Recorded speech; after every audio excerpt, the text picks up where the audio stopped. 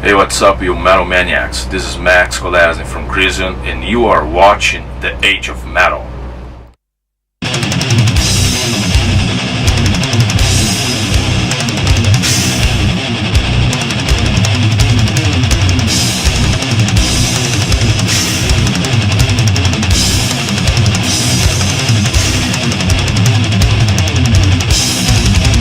Hey, this is Jackie with The Age of Metal, and here I am with Max from Krisiun. How are you? I'm doing good. Doing good. Awesome. So, right now you're on tour with XDO, Septic Flesh, and Melakesh. How's the tour going so far? And Inquisition And too. Inquisition Yeah, as well, great yes. band. Yeah, this tour is doing great. We're having a great time with these guys. We are sharing the bus with XDO, and we are brothers. We're just like family, and the atmosphere is great. It's like bands of different styles on the tour, and everybody has its own style, and it makes it really, really great. Awesome. So far all the shows have just been incredible then? Not all the shows, I mean, we have fun every show. Sometimes we play for not so many people, sometimes we play for a lot of people, and sometimes like the shows which we don't have a lot of people are even more, crazier than the ones we have more people. So we try to have a good time every night, and basically I can tell that 90% of the shows have been great. Awesome. So the Great Execution's been out about a year now. Yeah. Would you say that the album's done really well? Sure, yeah, we are very satisfied. We've done a lot of tours after we released the album. We've done some festivals, European festivals, summer festivals, a bunch of shows in Brazil. Is our second tour in the States, and we're going to be back for the Barge to Hell cruise, and they have this European tour coming, as a headliner in Europe in the beginning of the next year. So basically we have been really busy, so it means that the album is doing good and still it's fresh, and there's going to be like a new video clip for the Great Execution coming up soon. Awesome. Can you give us a date on that? Actually, we have been shooting on this tour. Basically it's going to be a mixture of live shots and something else, so it's going to be for the song The Will to Potency.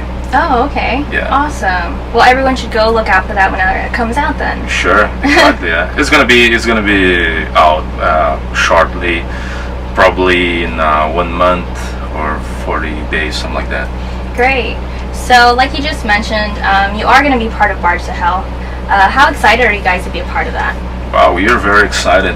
I never played on a cruise before. Hopefully it's not gonna be shaking because I feel sick when I am in a boat, something like that.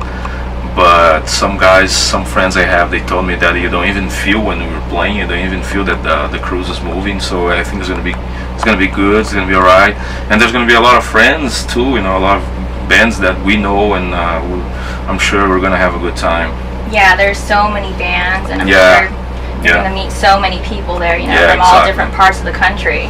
Yeah, from the world, I guess, even from Brazil, from everywhere. Yeah, that should be a really exciting experience for you guys then. Definitely. So, also you've actually previously mentioned, you are going to Europe. How is your response when you do go to Europe? It's amazing, yeah.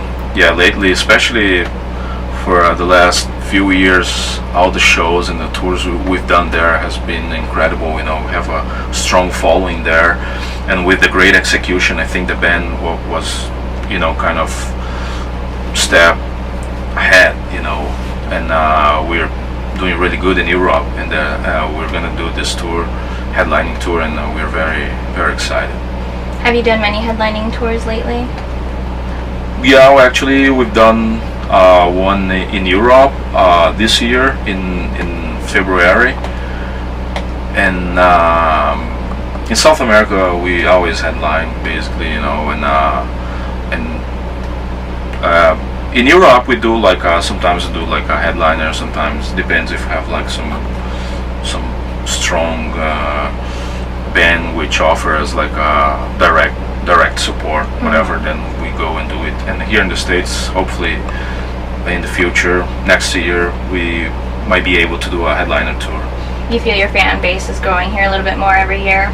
Yeah, I think so. And we still see all the old fans are still here for us, so it's that's the only thing that keeps us alive, are the real fans we have. They've been supporting us for along the years, and they are they are the ground we step in. I mean, without our fans, the real fans were nothing, Yeah.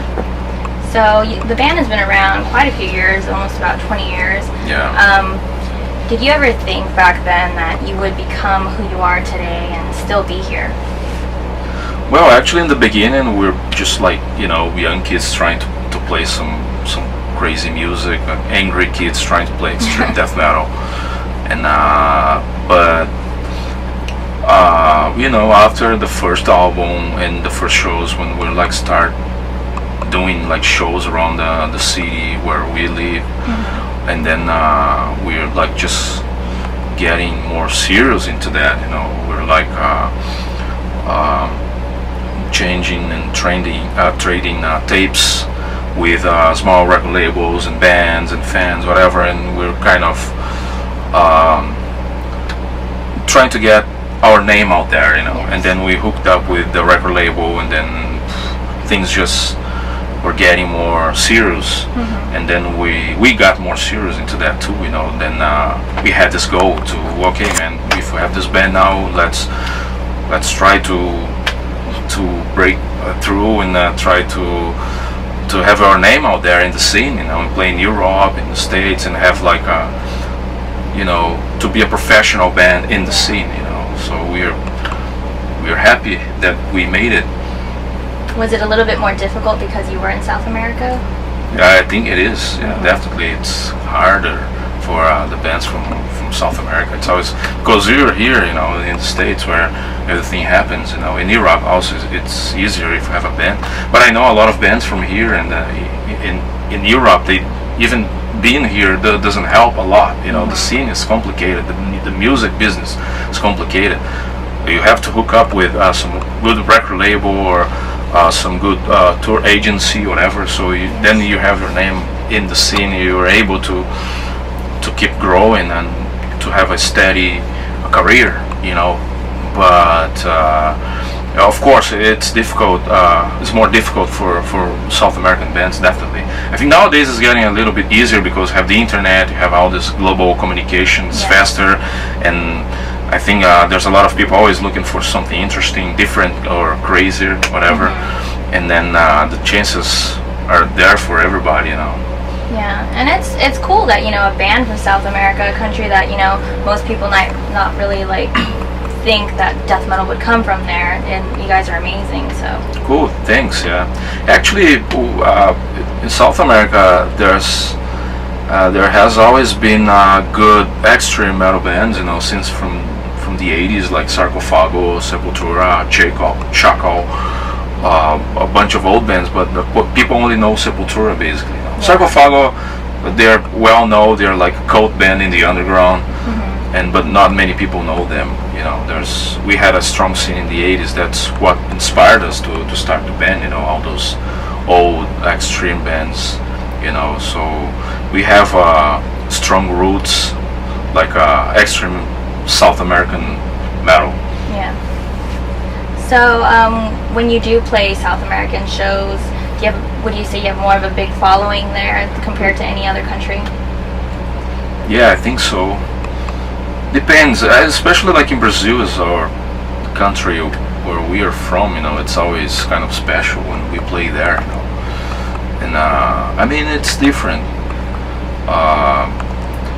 Like when we're playing Brazil, we don't play every day. Like here, we have shows Monday, Tuesday, every day of the week. And in Brazil, we play like Fridays, Saturdays, or Sundays. We never play like on the weekdays, the business days. So basically, when you do that, you have more people in your shows because all people from, if you play in a certain city, all the people from around and all the small cities, they come to see you because we're not playing every day. So it's different. It's hard to compare, Yeah. But I can tell you, we have a crazy crowds in Brazil. It's always great to play there. That's great. What would you say your most memorable show you've ever played is? Wow, there's a lot. That's hard to say one. Yeah, I remember like the first time we play here in the States. Actually, it was our first show ever in the States, and I was in Tempe, Florida. And when I was like setting up the drums and my cymbals, getting ready to play, I saw in the crowd like all the guys from Morbid Angel, Cannibal Corpse, D-Side, a bunch of like monsters of death metal. They were there to see the show, so it was kind of scary, but it was a very special moment for us, like first time in the States and having all those great bands and great people there to see us. And in the end, we became friends of all those guys, so it's very special. It was like this small place, and now we're like it was the first show of the tour. It was kind of tense. Always the first show is a little bit tense, yes. Especially like it was the first time in the States, and with this amazing crowd, it was like wow, it was a very special moment for us. Yeah, and it's actually really cool that those bands that you used to listen to and admired now are like watching you in that moment. It's definitely priceless. Yeah, definitely, yeah, amazing. I think somehow we inspired also some of the older bands, like back in the day we came with this attitude, like playing like really fast and trying to be as brutal and as extreme as we could. And I think some of the bands that inspired us, they kind of get this inspiration back, because in some point in the 90s, a lot of bands are like getting a little bit more soft, whatever, and then I think we kind of inspired some of those bands, Influenced them and yeah. just made them realize you should go back to your roots and be more extreme. Yeah, I think so. Would you say there's any bands that inspire you when you listen to any music today? Well, a lot of bands, yeah, definitely. The same old bands still inspired us. All those bands that I just mentioned, like old 80s, like Slayer or Black Sabbath, Sabbath 70s, I'm gonna say like, and all those incredible new bands like Immolation, Nile, Cataclysm. Well, there's a bunch of killer bands out there. It's always good to tour with those bands because we always get the influence, and see like extremely badass bands on stage. You get the inspiration. You see, man, I have to do my best too. Yeah, you have to be just as good, or even better. Yeah. Exactly. Yeah. Awesome. So growing up in South America, would you say because the music that you listen there when you're a little kid and just the environment compared to other countries, did that influence the band's sound in any way? Yeah, I think so. Yeah. We in Brazil, like there's a lot of, especially when we're like growing up, a lot of shit going on, a lot of violence, a lot of poverty, corruption, tyranny, real tyranny, so we saw a lot of shit, and that makes you angry, so you want to play something brutal just so you have this hard feelings going on, Nowadays things are much better than 20 years ago, but it definitely inspired us, Actually, we had a nice childhood. It was like a good family, lived in this small city, but we just, the things you see happening, I guess nowadays is the whole world is going crazy, all this this war and bloodshed going on for no sense. It just makes you angry, so it inspired us to write brutal lyrics and play brutal music. Yeah, especially like your experience of Brazil 20 years ago is completely different than a band that's probably starting up in New York or in the States too. I mean, it's different. It's culturally different. It's everything about it. And also, I mean, Brazil has the Portuguese and the Spanish language there. Yes. So how did that play a part of your childhood growing up, and maybe did that ever inspire any lyrics, any stories, or anything like that? Well, the language. I mean, when we started the band, we realized that doing like lyrics in English it would be easier because I think English connects people everywhere, the whole world. It is the only way you can have friends everywhere. Is if you speak English, you can talk to people and communicate. You know, it's the world language. So if you have a band, and of course, if some bands they sing in Portuguese or Spanish, they're fucking amazing, and people don't care. You know, if they don't even if they don't understand well the lyrics, well. So yeah, that's the reason why we're like trying to learn some English and make the lyrics in English. And what was the? Oh, you basically answered. Yeah, I think so. Yeah. So yeah, that's why we're doing those lyrics in English. But on the new album, there's one song which is sung in Portuguese. We have this special guest, Gordo from Ratos de Porão, which is a cult band from Brazil. They play like this extreme hardcore, like real hardcore, badass hardcore band. They've been around forever, since the beginning of the 80s. And we have this guy singing the song for us. And he wrote the lyric in Portuguese and he sings in Portuguese. It came out really good. Actually, it's one of the favorite tracks for the fans. You know, it came out really brutal. Maybe inspiration for another couple songs for this album. Yeah, for sure. I'm sure that there's gonna be always one or two songs for the next albums in Portuguese, for sure. Awesome, that's killer. Everyone should be exposed to the language and stuff. Exactly. Like that. Yeah, I totally agree. Yeah, totally. Awesome. So what's next for the band? Well, after this tour is almost done, we have 2 more shows. Then we go back to Brazil, have a few shows down there, and then we have the Barge to Hell in December.